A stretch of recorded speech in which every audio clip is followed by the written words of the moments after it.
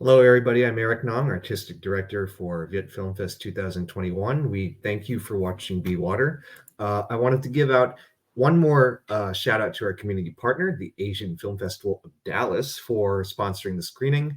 Again, AFFD is typically held around July or August every year, and it is the largest Asian themed film festival in the American Southwest. We would also appreciate your help in promoting the festival by sharing the news that we are back with your friends and family through social media or through word of mouth or what have you. And please consider donating to Viet Film Fest, as this festival is not possible without our volunteers and your sponsorship. Joining me today for this panel following our screening of Be Water are two very important creative figures into the film, Go and Bao. I was wondering if you could both briefly introduce yourselves before we get started. Sure. Hi, everyone. Thanks again for watching the film. Thanks for Viet Film Fest and all the staff at Vala and the festival for screening the film. I'm a big fan of the festival, so really appreciate it. I'm Bao Win. I'm the director, producer of Be Water. Um, and yeah, you'll find out more about me in the film, I guess, in the next hour. Hi, I'm Go Nakamura. I composed the score for Be Water and based in Los Angeles. And yeah, that's about it. Well, Bao and Go, thank you for joining us today. Let's get started with the first question. For a lot of us, Bruce Lee was a mainstay figure as we were growing up. So I just wanted to ask, and this is open to the both of you, how did you perceive Bruce Lee as you were growing up, and given the mythos that surrounds him, did those perceptions change while during the making of this movie? Oh, well, I grew up, in the 80s. So Bruce Lee had passed away, about a decade earlier. So I never got to see his films in the cinema. And his name was always sort of just mythical to me. I think still around the world, if you say the name Bruce Lee, everyone knows the name, but people don't really know him as a person. And I think for a long time that mythology has carried with me in my understanding of Bruce Lee. Um, and it wasn't until I remember seeing Dragon, the Bruce Lee story, that I think that was the first time I really started to understand what his personal journey was like, even though that was, obviously a Hollywood reinterpretation of his narrative. It personalized him in many ways because, again, he was always such a mythical figure to me. And I think in the creation of the film, I wanted to unpack that mythology a bit. I wanted to understand Bruce as a human being, as Bruce Lee is not Bruce Lee, but Bruce Lee is just Bruce. So that meant talking to people who knew him personally, and um, hopefully through the process of making the film and the discovery process of talking to these people and uncovering a lot of archive. Um, that mythos definitely changed, and it was quite inspiring to see someone. He passed away when he's 32, so he's a little younger than me currently, and he was able to achieve so much. But the ability of a human to create such a legacy, create such an iconography, it's somewhat more, I guess, approachable and accessible by exploring his story. And I think that's how things change, because I think sometimes these figures of culture often become icons and almost gods in a way to us, the way that they're framed and framed by culture and by cinema. And so creating a more accessible Bruce Lee was sort of the change I saw in my process with making the film. I was introduced to him during like the late 70s because I was a little kid, and they would always play his movies around 8 p.m. on TV. That was just on the threshold of when I was supposed to be going to bed. So I'd be all fired up watching him like fight, and I was like, oh, I want to fight too. So my parents would kind of like forbid me from watching his movies because I was too riled up right around bedtime. So he was definitely like a god to me as a kid and even as an adult now. And there's so much I learned from this movie that I had no idea about. Just his history as being a child actor and his time in America and all the hardships he went through in Hollywood. So that definitely definitely humanized him, took him sort of out of the pantheon, not out of the pantheon, but yeah, he was human. And you, I think, Bao, you very much over the course of this film are able to kind of unshed that mythos a little bit and humanize them as such. Again, this is to both of you in your respective ways. Did for you, Bao, did Bruce's story reflect how you feel about being Vietnamese American, and in Go's case, of being of Japanese descent? Again, this is for both of you in your respective ways. I mean, for me, I always, when I'm making a film too, I want the story to sort of reflect and be personal in a way.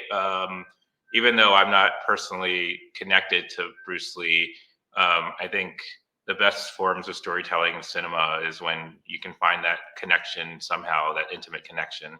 And I try to think about Bruce Lee's story as a young man, pseudo immigrant because he was technically born in the United States, but he basically grew up in Hong Kong. But then when he was 18, coming to America, um, you know, with very little connection, very little, resources. And I think about my parents who came over in that same situation in many ways, right? They were refugees in Hong Kong at a Hong Kong refugee camp, and they came over to America in the same way that Bruce did in some ways. And so that helped me make that connection as a Vietnamese American to a story that is about a Chinese American.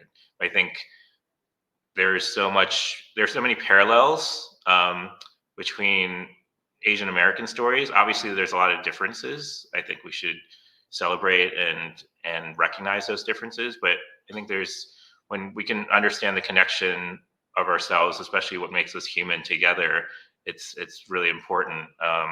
So I try to view him as an Asian American, as an immigrant, as someone who reflected my own family's experience coming to America, and I think that hopefully made it a better film in some ways.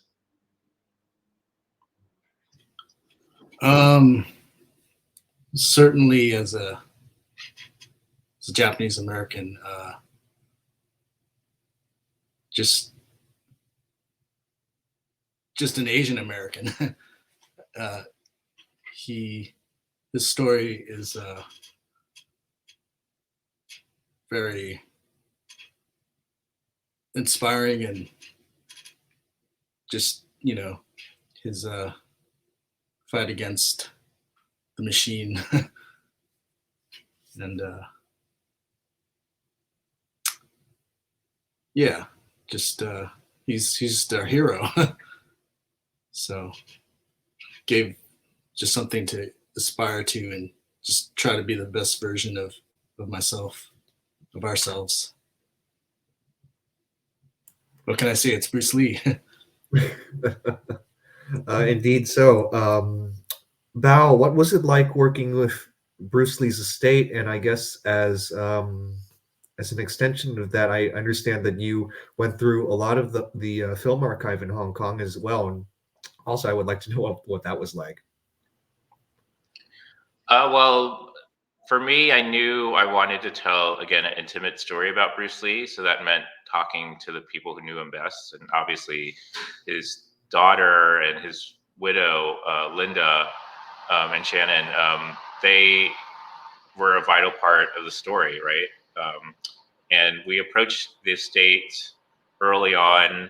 And I think there's so many people who want to tell Bruce Lee stories, right?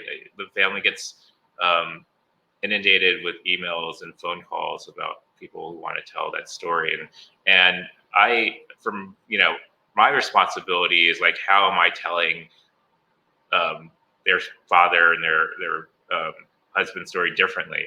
Because I think they want to make sure that the story is taken care of in many ways. And there's always challenges working with estates and families, and we definitely dealt with some challenges with the state. But at the end of the day, I realized, they're protecting the legacy of someone that they love so deeply that they tragically lost. I think sometimes we, especially as filmmakers, we think of these stories as transactions and things that aren't. They're just plots and they're just characters in a film and they're not real lives. And I'm very cognizant of that. And how do I take care of these real life stories of people who have to deal with tragedy and death and joy and pain, and this is their life and not just a documentary film. And having that sort of perspective and approach, I think, created a level of trust between myself and Shannon, his daughter, and Linda, his widow. And over time, that trust grew, and it became much more of a partnership in the way that the family didn't have final cut of the film. They actually only saw the film about a week before it premiered, but it was that trust over many years, like 3 or 4 years to get to that point. And they trusted me to go into the family archive, which was so amazing, and see Bruce Lee's like writings, like not just the things that we read in the books, but like his drafts. Like he would draft like 7 or 8 drafts of a letter that he would send a friend. Like he was that meticulous, and you could see the process from like draft 1 to the final draft. And that's something that's so magical in a way, to get in the head of a person like Bruce Lee. Seeing the family photos, going through his like daily planner. It's almost like the equivalent of like getting someone's like iPhone and scrolling through every single, their download history, their browser history, and their notes, and just really, being able to deep dive into who they are. As you mentioned, Eric, I was also able to go to the Hong Kong Film Archive, which is an amazing resource for anyone who loves cinema, not just Hong Kong cinema, but Asian cinema, and watched films that were, that are only viewable at the archive. Like you have to sit there and watch it at their computer. They like watch it, so you don't take anything or you take any videos. And it was a really amazing experience, just because Bruce Lee is obviously an icon of Hong Kong cinema, of cinema in general. And there's such a love and a care that the archivists at the archive have. And so it was an important part for me to visit all the places that he lived, like Hong Kong, Seattle, San Francisco, and definitely the Hong Kong Film Archive was a big part of telling that story. So shout out to the Hong Kong Film Archive as well.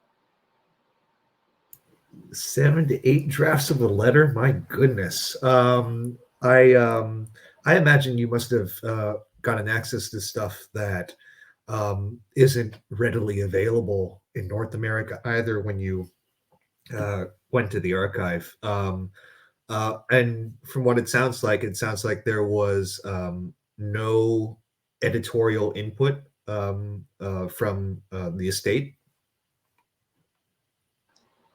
Yeah, I think it's about building that trust again, just like having that very specific perspective. And from the start, the film, I told them I wanted it to tell Bruce Lee's story through an Asian American perspective, which sadly, in the 40 plus years after he's died, it's never been told by an Asian American director in terms of a feature documentary. It's mostly been told by a white male perspective, and I think that was a refreshing take for them. And at the end of the day, they knew that the story that I wanted to tell about their father was an honest one. There's things that you can never make a definitive film about a person's life in 90 minutes, 2 hours, right? So there's parts of Bruce's life that I didn't include, that I felt was not important to the story and the thesis of Be Water. I think you have to, as a director, make choices and decide like what is vital for that emotional journey that you want to take the audience on. So yeah, I mean, it was such a pleasure and an honor really to make this film. When we get into the perhaps less positive aspects of Bruce Lee's life, when he um, was for the when he was younger, he found himself in a lot of trouble, in a lot of street fights in Hong Kong. And one thing I didn't quite get in the film. Maybe you can help me clarify a little bit on this one, Bao. Is I'm just wondering, as the son of a wealthy, well-connected father who was a major figure in Cantonese opera, is there something that the young Bruce found in street fighting in his youth that couldn't be provided by his family? I'm just curious. Um, I think, I mean, this is I guess everyone's different, right? Yeah. But I think he was sort of he was a ball of energy. And I think he got it out of him in a lot of his performances, but beyond just being an actor, he had sort of this level of, rebellion in him. And I think the street fighting and sort of his tomfoolery, I should say, was part of just being a teenager, and maybe wanting to stand out a bit more, right? Obviously, his father was a big Cantonese opera singer, and he was basically the Macaulay Culkin of Hong Kong, right, when he was growing up. So I think he always wanted to stand out in a way, and I think the street fighting was an addition to kind of channeling that confidence and that sense of privilege in many ways. I am going to go a little bit off script here. Again, this is for Bao. A few weeks ago, Ken Burns came out with a 4-part documentary on PBS on Muhammad Ali. And there were some remarkable parallels, I thought, between the lives of these two men in different fields of life, obviously, and from obviously very different backgrounds. I wonder if how I think you would know the answer to this question better, Bao, but how inspired was Bruce Lee by things like the civil rights movement, figures like Muhammad Ali, and I guess you also insert Malcolm X in here as well. I'm just curious again. Well, no, it's a great question. I think it's we touch upon it a bit in the film that he was aware of the civil rights movement, that he was friends with Kareem Abdul-Jabbar, who was very active in the civil rights movement. But we tend to forget that Bruce Lee, at the time that he was in America, even though he was on the Green Hornet, he was still, getting paid very low. He was still auditioning. It wasn't like he was a huge star in America, and so he didn't really have a platform to speak out for civil rights the way that a Marlon Brando or a Harry Belafonte did, or Muhammad Ali. And so, speaking to Linda, his widow, about it, she talks about how aware they were of the civil rights movement, and Kareem had loaned him some Black liberation movement literature and things like that. But I think he, in a way, and this is a line that Jeff Chang says in the film, this cultural critic that is actually writing a biography of Bruce Lee at the moment as well, that his presence was a protest, right? I think when there were so little, there's so little instances of Asian American heroes. I mean, even today we're fighting that same battle, but back in the late 1960s, early 1970s, they were very, very rare to see an Asian American in a positive portrayal television or film. And so he felt like the way that he can kind of be this kind of anti-establishment hero was by just being himself, being a confident Asian American male on screen. I think he learned a lot being in Hong Kong. I think maybe sort of the, you know, experience of living in a colonized Hong Kong was also very inspiring to him, because he saw, he was there during Japanese occupation, but also British colonization of Hong Kong, and I think that played a role into thinking that um, he had some voice in the work that he did, and it's obvious in his films afterwards, especially Fist of Fury, that he used his films to have some sort of message. But I think in terms of like the civil rights movement, he was aware of it, but he wasn't shoulder to shoulder marching. But again, I think he was an activist in his own way by what he did on screen. But to answer your question about Muhammad Ali, he was definitely inspired by Muhammad Ali as in terms of work ethic and confidence, and we mentioned that in the film as well. And it's actually one of my favorite scenes in the film. And Go did an amazing job of creating a score that you're cutting between a Muhammad Ali fight and Bruce Lee's famous fight against Chuck Norris and God, I'm Way of the Dragon. I agree. That is a great part of the score. Go. I'm going to ask you the next question in a moment, but when you said that Bruce's presence was a protest, that struck me as well. I wonder what are the other figures, other Asian American figures who might have been in television around that time, and all I can think of is maybe Star Trek, and that's it, with George Takei, and that's and when you have just those two figures, prominent, kind of, yes, but yes, it was in a sense, now that I think about that, a sort of protest. We just mentioned Go, and I thought the scene that Bao mentioned earlier was very well scored as well. Go, there are very few composers who sit on panels at Viet Film Fest. I don't remember the last time there was a composer on a panel, so thank you for being here.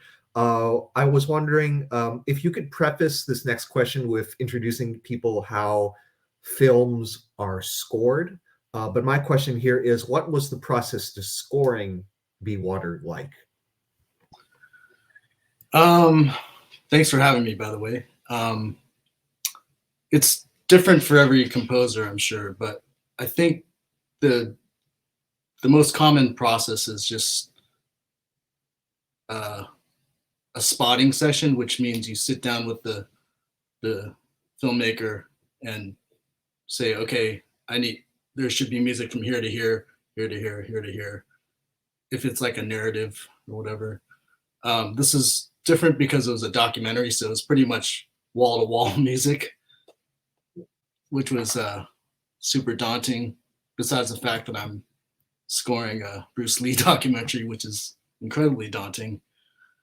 Yeah, I basically just read a lot of the notes that Bao had researched for like years and years. He sent me like a long document with which was just all the transcriptions of the interviews and stuff, and just kind of got my wheels spinning a bit. So I started off just sort of categorizing different themes. So like, for example, there was like a family theme, a father theme, like a Bruce Lee fighting theme, which was the Chuck Norris scene, basically. And then just taking like, we didn't necessarily want it to be like a pastiche of like the late 60s, 70s or whatever. And definitely did not want it to be like an Asian sound, I guess, whatever, like anything super stereotypical and on the nose. So I basically just, for about a year, just sat down at this very computer and just moved notes around with a mouse and just kind of sent it back and forth between Bao. And it was all done remotely, which isn't like my favorite way to work. But there was one day where Bao actually came to my apartment, and we spent like an afternoon, and he just kind of like filled me in on a bunch of the influences of how he wanted the mood for this film to be, and that was super helpful. That one day was pretty critical. So I think he was jet lagged, so he took a nap on my couch, and then I just plugged my guitar in and just recorded a bunch of stuff, just improvised, and then I sent him the files later, and lo and behold, a lot of it made it into the film just from that one day. So that was very fruitful. Yeah. Go, you mentioned that the score was recorded remotely. I think when most people imagine how a film is scored, there's an orchestra or a small ensemble or whatever, and they're in one room at once, and you're on some soundstage or anything. What was working remotely like in that case? Man, I have worked on films where, like the music I wrote was recorded in a big orchestra hall or whatever, but that's a very different scene. But I was very fortunate in that my downstairs neighbor is a guy named Paul Date, who's like a world-class violinist, and I was scared of like scoring this on a computer because I didn't want it to sound robotic or anything. So basically what I did was I made like a virtual orchestra, and then I would transcribe like the violin parts, and then basically marched the microphone downstairs to my friend and had him record, just to humanize the computerized aspect of it. And then another friend of mine named Art Hirahara, who's a keyboard player, provided all the keyboard parts because I'm not a great pianist. So kind of like a hybrid machine human score. Yeah, so you had one person do the first and the second violin part, so to speak? Yeah. Oh. And then sometimes I would pitch him down an octave to do cello parts. But help make it breathe for sure. Well, I think it very much works in the end. One more clarifying question. I was just wondering what you mentioned earlier, that there are differences between scoring for a narrative feature and scoring for a documentary like Be Water. Could you elaborate a little more on that? Well, for the documentary, there's constantly dialogue. So it was just sort of like finding where the music might come in and out, like a wave, like an ocean or something. And then like I think a narrative, there's I think the one thing, sorry, let me back up a bit. The one similar thing is that there were like themes for each kind of subject, for example, like Linda or like the father, like I said earlier, that I would kind of try to weave back in, however subtly or not subtly. So I think for like a narrative feature, if you think of like Star Wars or something, there's the Han Leia love theme and stuff, and how it's like very on the nose and like dramatic, which was not what I wanted to do. I don't think Bao wanted that for this documentary either. So it's all underscore, just kind of creeping things in and out. I wanted to add that I apologize to Go for the amount of work that we asked him to do on this project, just because there is always a lot of tweaking, and this film doesn't have a sort of visual thread. It's sort of a composite of a lot of different sort of visual languages. And the one thing that my editor Graham and I wanted to do with the music is use it throughout as sort of this connective tissue. And so there is a lot of music in this film, more than I tend to like in my films, to be honest. But it was so helpful because it really sort of created that, no pun intended, but like flow that we needed for this film. I remember during the pandemic hearing, because Go had this Clubhouse listening party of the score where you could just hear the score from start to finish without any of the voiceover, any of the audio. And it was really beautiful because I've never actually heard the score like that. And I could just hear how it moved and hear how it progressed. And it was something that I highly recommend. Hopefully we can put out the soundtrack sometime. But yeah, if you listen to it, it's like there's like these slight punctuations and variations, even when someone just changes their train of thought in the film. We ask Go to change the music at that point, just so we can, subtly guide the viewer to understand that we're changing the tone a bit. As a film score buff, I would more than welcome a release of the soundtrack. That would be really, really cool. And as both of you mentioned, movie music at its best empowers the emotions that you see on screen. And people don't realize this as much. It smoothens tonal transitions in a movie to make the power of music. And I think Go's score for Be Water, I think achieves both of those, and it is evident. Perhaps people may not notice on the first viewing, but watch it again, pay a little more attention, and I think it's very apparent. So well done on the score, Go.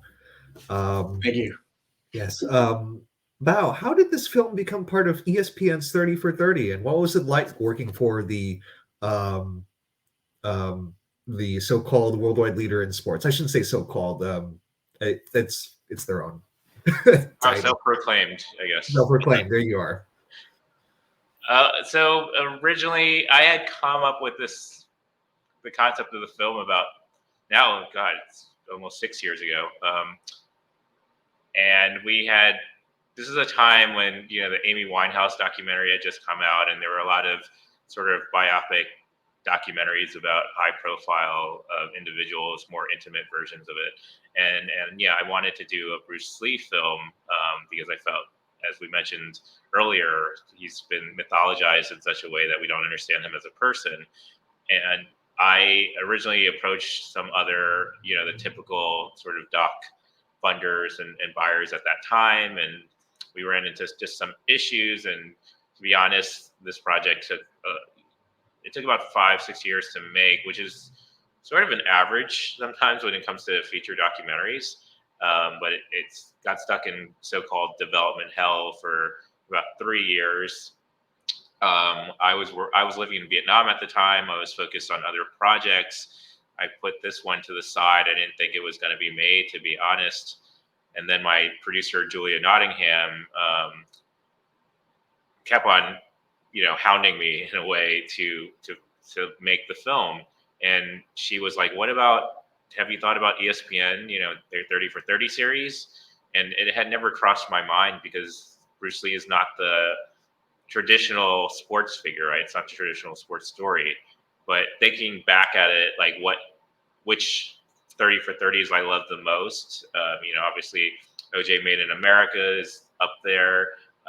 Two Escobars. They use sports as sort of just a way to frame a deeper social story. And that is kind of what Be Water is in some ways. I try to think of like Bruce Lee and his sort of martial arts iconography as a Trojan horse to talk about the Asian American experience and racism in America and representation and misrepresentation and stereotypes and things like that. And ESPN was totally into that idea. When it's sort of when it rains it pours, because when we approached ESPN, these other buyers were interested. as well, and we had this small bidding war. But at the end of the day, I spoke to other directors who had worked on 30 for 30s, and they said that ESPN has been a great partner for them. They're very director driven. Each 30 for 30 has its own DNA and identity. And that was really important for me as a filmmaker to have that creative license and freedom to make the film that I wanted to do. I mean, we don't show any talking heads, right? Until the very end. And for most part, a lot of documentary like broadcasters would be like, we need to see their faces at some point. It's like, just, there's a payoff at the end, I think. And yeah, I'm grateful that we went that route with ESPN. As for those of you who are seeing Be Water through Viet Film Fest for the first time, Be Water was part of a lineup, though it wasn't part of 30 for 30, that included The Last Dance and a Lance Armstrong documentary, which aired on the network when the world of sports kind of came crashing down due to the COVID-19 pandemic. So Bao, I actually saw this film on ESPN last year. So thank you for filling in that time for me when I was missing March Madness and the Premier League. So thank you very much for that one. Now, this is your second directorial feature after Live from New York. How, in your opinion, how to you have you grown as a filmmaker since that directorial debut to Be Water? Well, I think for me, the films are very different, but at the same time, there's elements of my own personal experience in them in a way. It's hard to imagine like what personal experience could I have with Saturday Night Live, and the same with Bruce Lee. But with Live from New York, I tried to view it as the way that I viewed Saturday Night Live, which was as an immigrant kid who, stayed up late, hid from my parents, and watched it when they didn't know, and it was my sort of portal into American pop culture, political culture, and so that's the framing device that I use for Live from New York. And then with Be Water, as I mentioned earlier, is trying to see it as a story of as a Asian American immigrant to someone who newly arrived immigrant to America. But to answer your question, I think that's how I always go into the projects. But I think with Be Water, I was much more firm in being Asian American, and in that perspective of being Asian American, and not trying to cater of like, oh, what would a non-Asian American audience think? Like, what context do they need to know? And as I progress, up to today, I've learned that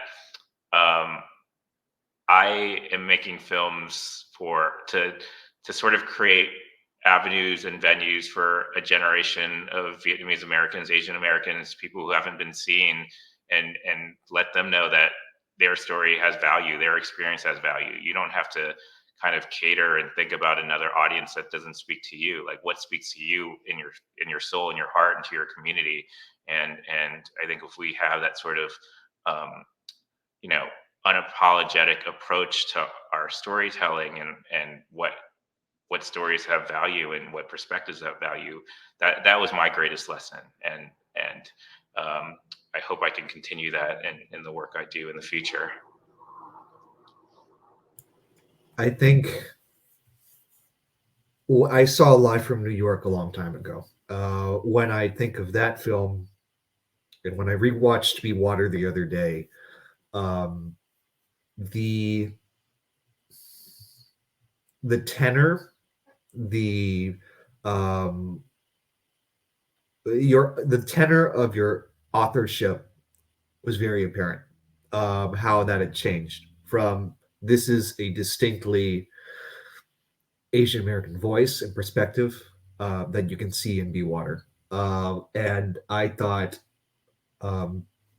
that evolution was remarkable. I thought it was remarkable when I didn't make that connection. Oh, this is the guy who did Live from New York a year ago when I saw this on ESPN. And I think I hope you can continue to in a way, you know, to retain that voice of being an Asian American filmmaker and to harness that and to refine that as well. So credit to you, Bao. Um, I'm a classic movie buff. When I think of Asian American leading men, I can think of, well, leading men who can headline a movie. I can only think of people. I can think of people who can. I can count on one hand, and that's probably Sesue Hayakawa, the silent film star, who later starred in The Bridge on the River Kwai, and I can think of James Shigeta, who was in Flower Drum Song and The Crimson Kimono, among other films. And then, and then that's pretty much it until Bruce Lee. And Bruce Lee is, again, Shigeta and Hayakawa, excellent actors both, but they don't have the physicality and the very unique stage presence that Bruce Lee brought. And for those of us in the audience who would like to learn more or would like to see more of Bruce Lee or just kung fu cinema in general, are there any movies and maybe even books you may recommend to us? And this is open to both of you.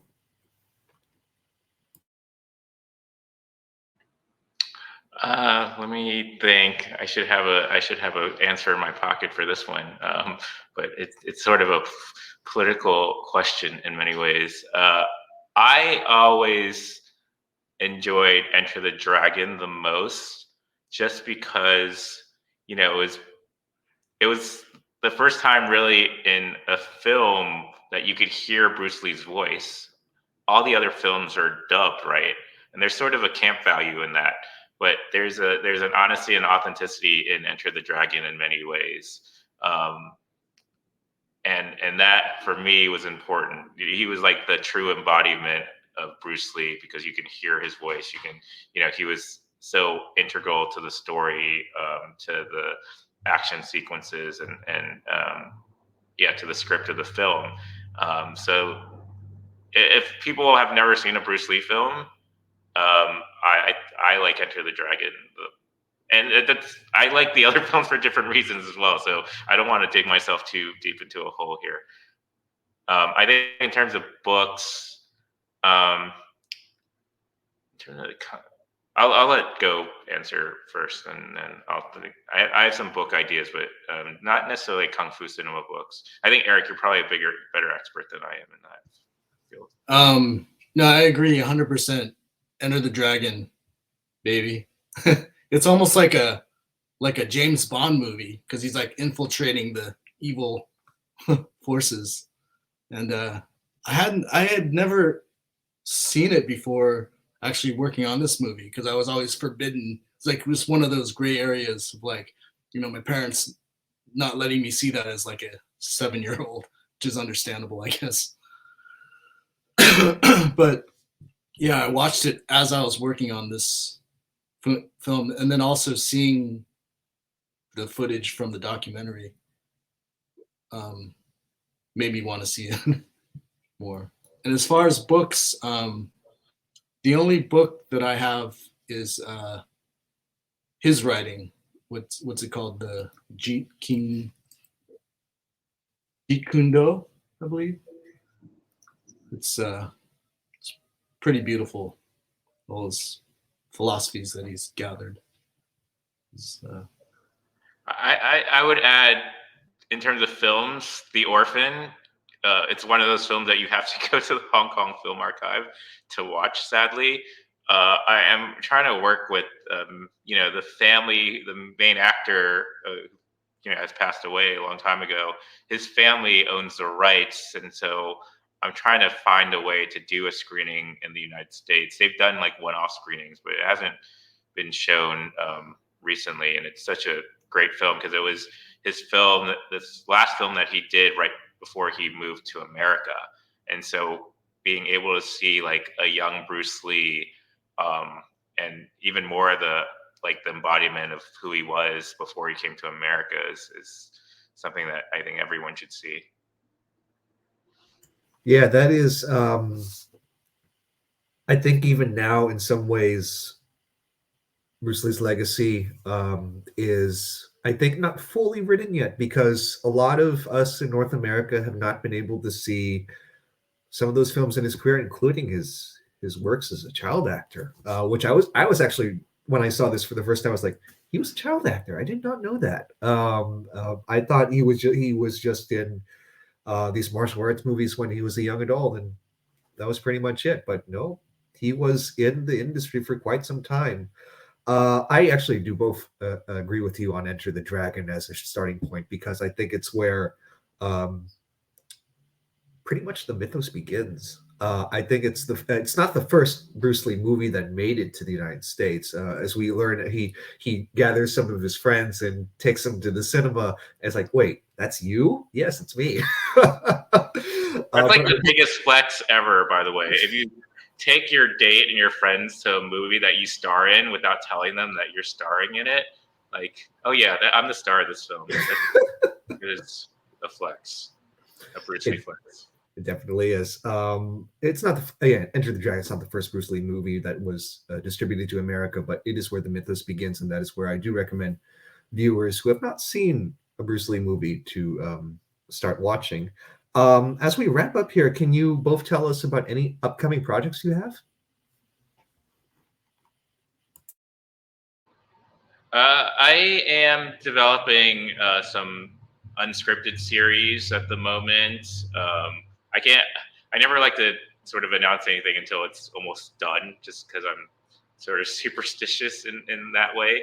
But there are a few projects that I'm really excited to come out with in the next year, and hopefully it will play at Film Fest. But I'm also doing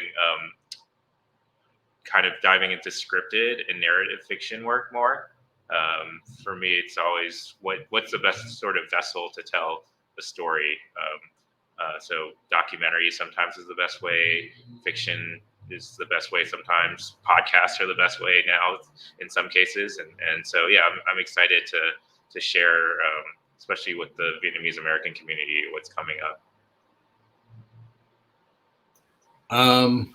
I'm also pretty superstitious about announcing stuff before it's done, but other than growing green onions in my window, my apartment, I'm I was working on the last thing I did was working on a video game score for a phone game, iOS game, which is in beta right now. It's called Everdale. It's by the people who made Clash of Clans. So if that goes global, then I'll be working on more of that, the promotion of that.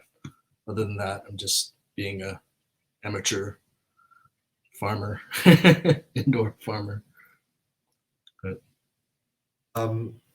Is there anything else that both of you wanted to say to our audience at Gent Film Fest before we ended today?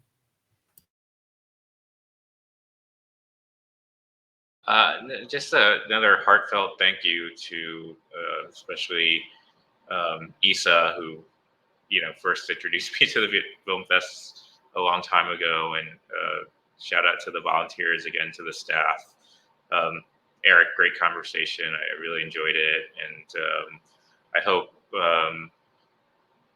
especially for Vietnamese around the world, having the opportunity to watch these films virtually is such it's one thing out of this pandemic that hopefully we can continue as part of this ritual of watching cinema in many ways. And again, I'm grateful for everyone who's watched the film, who's watching this panel today, and yeah, hopefully we can do this in person soon again safely.